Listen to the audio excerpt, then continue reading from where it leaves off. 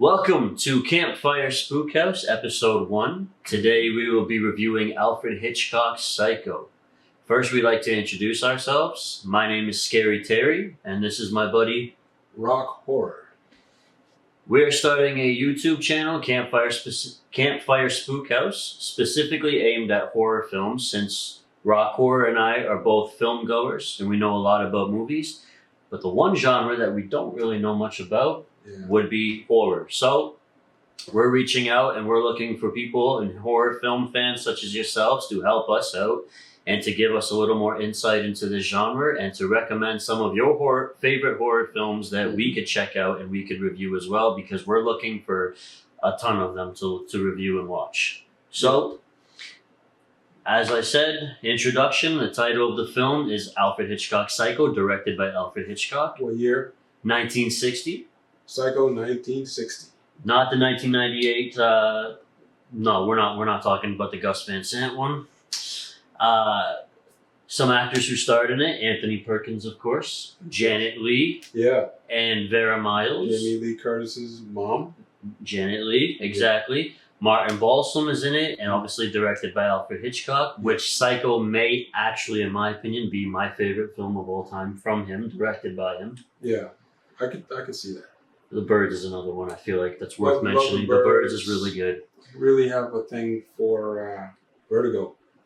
Vertigo's another great one. Yeah. Another classic. Hitchcock makes good movies. He really does. The master of suspense. And obviously we watch his movies looking for his cameos too, because that's important to me. I always want to spot him. It's kind of like a Where's Waldo look. Yeah. So I'm always looking for Alfred Hitchcock in those films. Yeah. So basically, if you don't know, if you haven't seen Alfred Hitchcock's Psycho, which we strongly suggest and recommend you do, the description of the film, the summary, is it is a secretary on the run for embezzlement who takes refuge at a secluded California motel owned by a repressed man and his overbearing mother.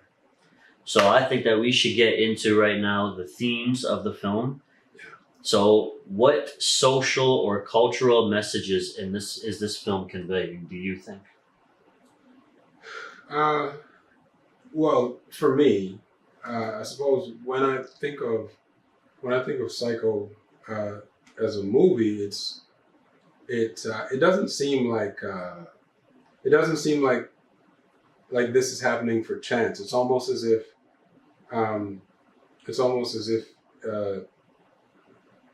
what's her character's name? The main character. Janet Leigh? Yes, Janet Leigh's character. It's almost as if her character is being punished because she took the money. I don't know if it's almost as if, I believe it's implied that that there's kind of consequences. So even though it's a case of it's this kind of mentally ill guy, right, who does it, it's almost as if he's a tool of that universe to inflict some kind of justice. Interesting. So do you think that perhaps she may have been doomed from the start? I always got that feeling. Like when I watched it, the first time I watched it, and every time I watch it, I always got this feeling that it's as if like she, and I think at a certain point, she was aware that there was a pending doom. That's why she was planning to return home. Absolutely, and I agree with that, because it also explains, so the vast majority of the scenes that she was in too, she herself kind of had this sense of fear. Yeah. And I believe like she was suspicious for vast majority of the film too, even the way that she was conveying emotion. At no point did she get the opportunity to enjoy that money. I think she stole it out of adrenaline. Impulsive. Yeah, like it was impulsive. It was that this might be my only chance sort of thing. True. She also wanted to get away because she was seeing the man who was waiting for his marriage to kind of, he was seeking a divorce. So I think, at least the way that I saw it was that it was her opportunity to escape. Right. Like her life situation. It mentions that she'd been working there for, was it 10 years, 12 years? Something like that. Mm-hmm. So a decade or maybe a little bit more. Yeah. And it was basically the same old especially at that time, a woman of a certain age not being married. It's True. kind of like a dead end. So it was her chance to escape, and she took it. Yeah. The problem is that in that universe, or maybe it's speaking to the world at large, or the world at that time, there are consequences for those sorts of decisions that you would make. Right. I suppose someone who's more cynical might, or or perhaps a misogynist might come up with the idea that if she had a husband and was doing whatever, she would have never been in that position to begin with. She also seemed very bored with her job as well, right? And I suppose she was seeking thrill. I suppose like that is a part of it, right? That is a type of argument that someone who really wants women in a certain type of position, that's the type of argument that they would make. Right. Hey, the woman is bored because some people believe that, oh, women are bored because it's how they're like built. That's just how they are. Like they're never satisfied. You'd hear people who usually don't know a lot of women or haven't had a lot of would say things like that. Mm-hmm. And that may be true for certain personalities, but all sorts of people have tendencies, right? But anyway, the reason why I say that is because it always seemed to me like that was what the film was conveying, that there's consequences for this woman. Like I know the detective dies, but it's more like the other people that die because of it has to do with their seeking her out, right? Right. Yeah. Of course. So it's more like they die, like they die by association. Yeah. Because there's a guy who seems to be a pretty good private eye. Right. But he wasn't expecting that. He's seen a lot of things. I'm not certain he saw that. Yeah, definitely didn't see that coming, no. Yeah. So I think that, at least for me, I always interpreted it as she had a pending doom and a consequence the second that she didn't take that money to the bank. And she did kind of have a way, I feel like, also kind of bringing, as you said, like bringing people down around her too, with the private investigator, the man that she was seeing, who later came back to investigate with her sister, who also was looking into her disappearance. Yeah. And no one really knew what to expect. They had a feeling that she disappeared and something was a little bit amiss, but definitely they did not expect to see what was basically there in store waiting for them. Because even the ending was a complete surprise to me. The first time I watched the movie, I did not see that coming. No, me either. I didn't know that he was his mother the entire time. No. Like looking back, of course, watching it a second time, you see like the little bit of subtleties now where you should have kind of figured that out. Come on, unless you are familiar with multiple personality disorder, right? There's not a lot of true, genuine tells, right, that would suggest that they are one and the same. I also want to touch on too. I mean, it was 1960 when this movie came out.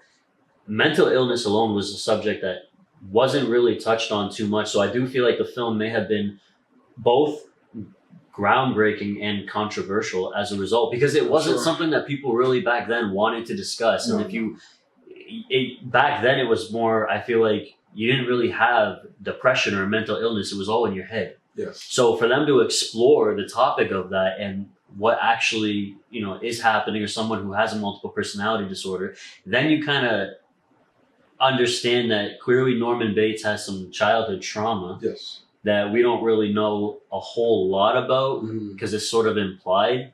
Yes. But obviously he had a very strong connection to his mother, which was explained in the end of the film. Yes.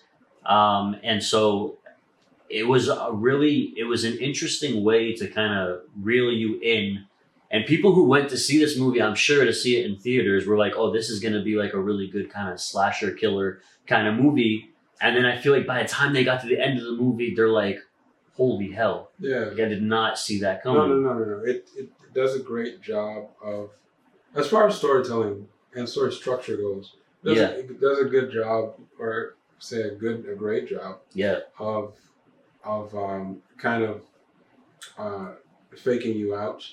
Oh, absolutely. And leading you down some different paths. Yep. When in other times, like when you assume that perhaps the private eye, the private eye, he's gonna figure it out. He's a smart guy. He gets killed. Yep. And that is another thing that the first time I saw it, I didn't expect that at all.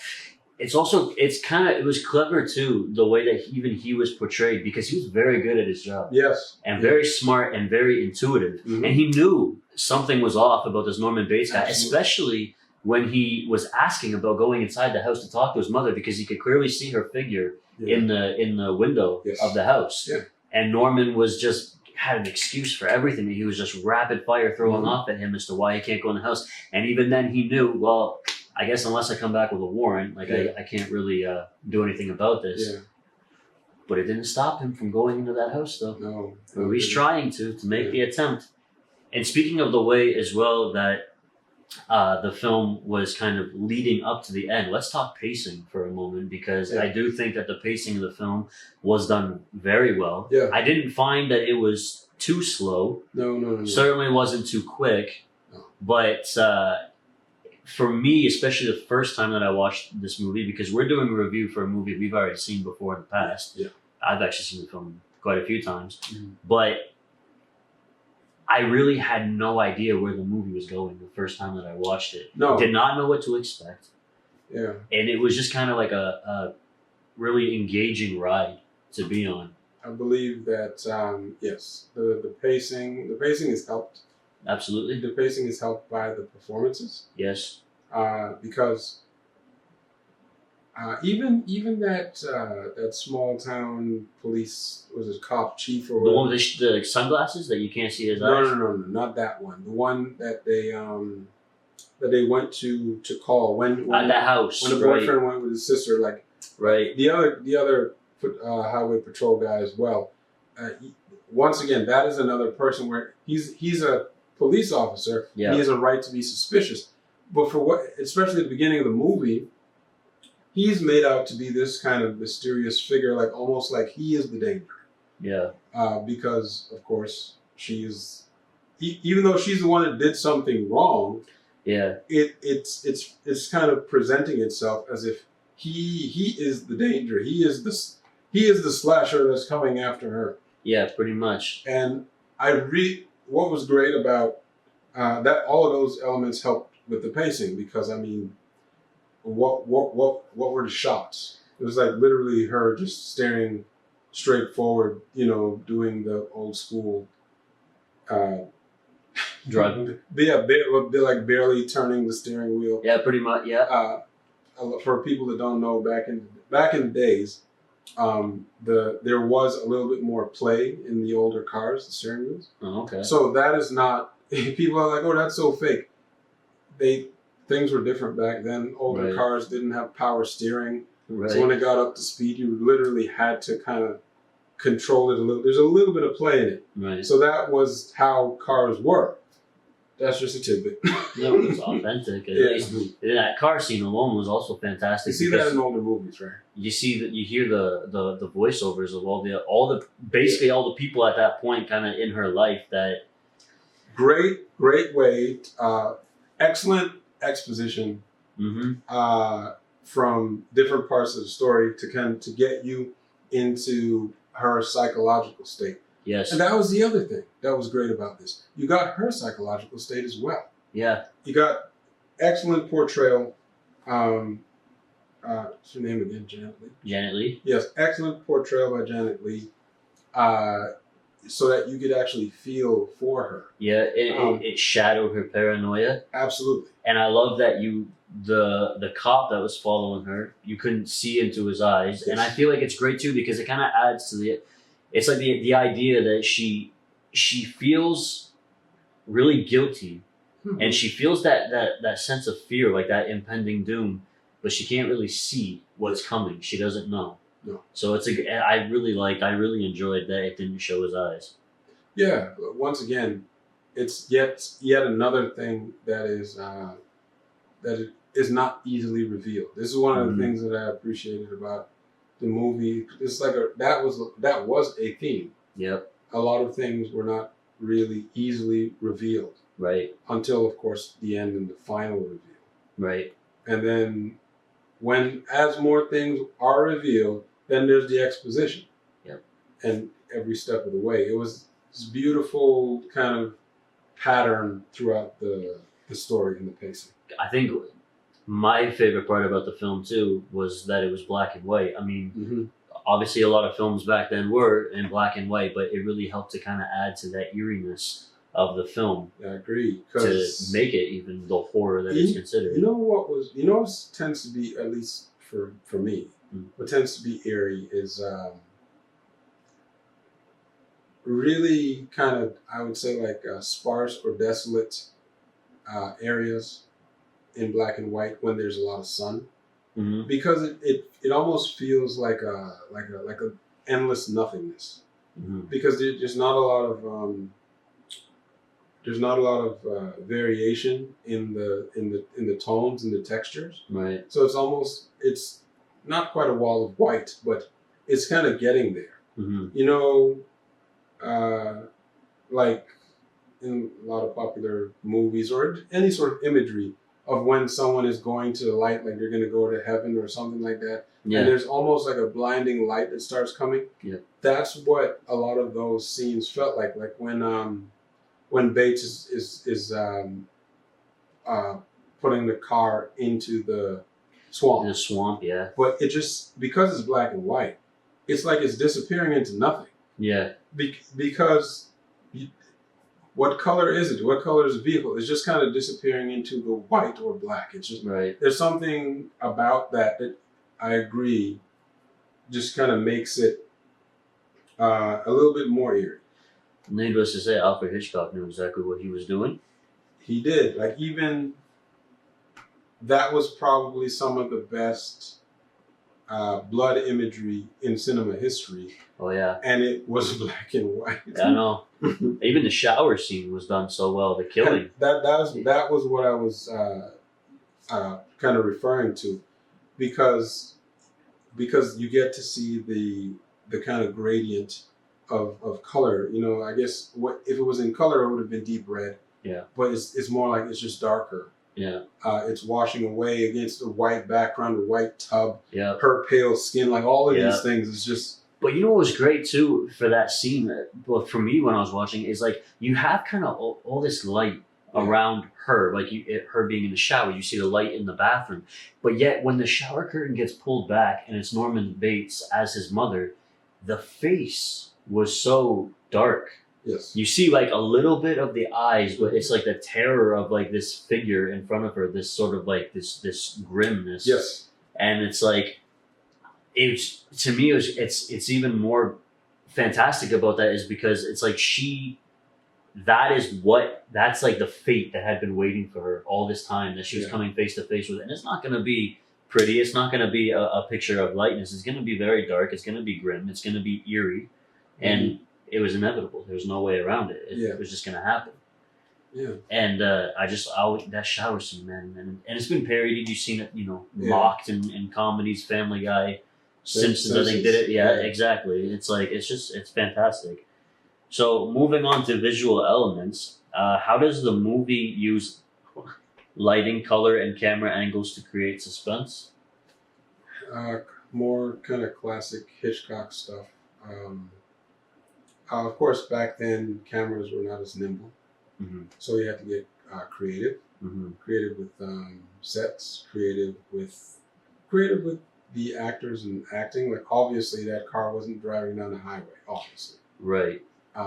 But because of the acting portrayal and because of the layering of the voices and all of those things, it is very engaging. Yes. And I think that those sorts of shots, coupled with a car driving down the highway, and once again, like I said, the repetition. When she's originally leaving to skip town and she sees her boss. Mm-hmm. Yeah, crossing the street. I always thought that was an awkward, interaction, but it was like, did she? It seems to me like in that moment she forgot that she was running. Yeah. And because she smiled. Yep. And almost was like ready to wave at her boss. Yep. And then it hit her. Oh yeah, I'm running. And then her boss saw her, and the boss seemed confused too. Yep, but he didn't really. He wasn't like sure of what he saw. Because it didn't quite register that it was her. Right. And he didn't put two and two together. But it was something that he had to hold on to. Yeah. Because now it was like, wait a minute, something's off. It was more like that. And she left work early that day because of the headache that she had. Yes. And that was also the scene that set in motion the whole triggered paranoia while she was driving and the voiceovers and everything playing. That might have been. So was that the no? It's like was that the last time that she smiled? Did she smile at Bates? a little bit when they were kind of taught when he brought her to that back room where they had the birds and everything. Like that she smiled a little bit, but I think it was just more to be polite. It wasn't like she was sincerely as happy. as far as like a genuine smile, that might have been the last time that she was fully herself. Yeah. I think all the actors they convey all emotion, but fear and suspense specifically exceptionally well. I feel like for this, like the biggest part is really fear of the unknown. Yeah, because I think that is one of the things that is a running theme. I think that everything that people would have been afraid of is like the unknown. I would say like the bravest person might have been that private eye, because his whole thing is to figure out the unknown. Mm-hmm. But when we don't, of course, at that point, we still don't know that it's Norman Bates and his mom's. Of course. So it's like in the moment, and that's when we see him and he's backing down the stairs and he notices and he realizes that it's Norman Bates. In that moment, that's when the first time you see like fear out of him. Right. He's very confident. So, but I think that in that moment, he's probably also like confused, like what is going on? Absolutely. He's saying, what is going on? He's saying, wait a minute, who is this? And then he's realizing that it's Norman, and he's falling down the stairs. Yeah, exactly. They all in the same, within split second of each other. I think that I found the bravest character in the film to be her sister. Yes. Because, I agree. The reason why it's so unique to me is that 4 sisters, 2 polar opposites. Yeah. In personality. I mean, you have the sister who's very committed, who really wants to find out what happened to her sister. And it seems like of all the characters, like she's kind of the one with the least amount of fear. Like she doesn't let it completely consume her like her sister did. It sort of like propels her forward. It propels her because she wants to know. I think you bring up a good point, because like her motivation is different than everybody else, not just because it's her sister. Mm-hmm. Like that's a big part of it, but I think that she's coming from a place where confirmation of what she believes is more than likely to be true is what. I don't think that is her biggest fear. Like, I think that she thinks that her sister probably died. Right. So it's more like the confirmation of that is what she's after. I don't even think she's afraid of that. I think that's just what she's after. Yeah, she's just better. That's why she hires the private eye. It's true. It's true. And when he can't figure it out, and she's the one who kind of leads that whole charge to get to the bottom of it. Yep. Anthony Perkins as Norman Bates, for me, stole the show and gave the greatest performance in that film, but also possibly of his entire career. Yeah, I don't know him from anything else, I don't think. I think he did so well at giving us a little bit, but also kind of giving us a lot. Like giving us a lot to know that there's something wrong with this guy. He's not quite all there. But then, like, you just really feel like, okay, this is a guy who's very protective of his mother. He loves her. He'll do anything for her. He doesn't clearly want anybody in that house. Even that alone, I had no idea that he's his mother. Like, that just completely threw me off watching that film at the very ending of it. The exposition when they're talking about him, and he probably killed his mom, and or exhumed her body, and all these sorts of things.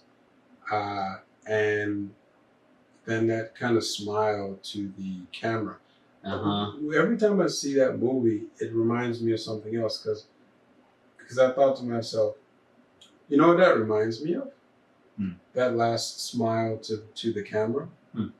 The ending of the Thriller music, Michael Jackson Thriller. At the end, at the end when he turns and he smiles to the camera. Yep. And then I never got that connection until right now, this moment. Then I was like, wait a minute. Are you telling me, and it being something that's like similar to a film, you know, like Michael Jackson type videos, he was heavily influenced by, you know, these great films and whatnot. So I wouldn't put it past that was an influence for that portion. Yeah. Because once again, with the kind of connections, the repetitions, if you something you do great, that's like innovative, it'll come back again. True. And I think that once they revealed everything to him, he didn't have to say anything after that. He just like was the first time that you saw his genuine smile. Yeah. And it's this smile is almost maniacal. And it's sinister. Yeah. And like the film too, I mean, you watch it and like he's just a boy. Like he's really just a child. He's not like in a man's body kind of thing. Like I feel like so like kind of like a Peter Pan degree, he never really grew up. For conclusions and final thoughts overall, what did you think of this film?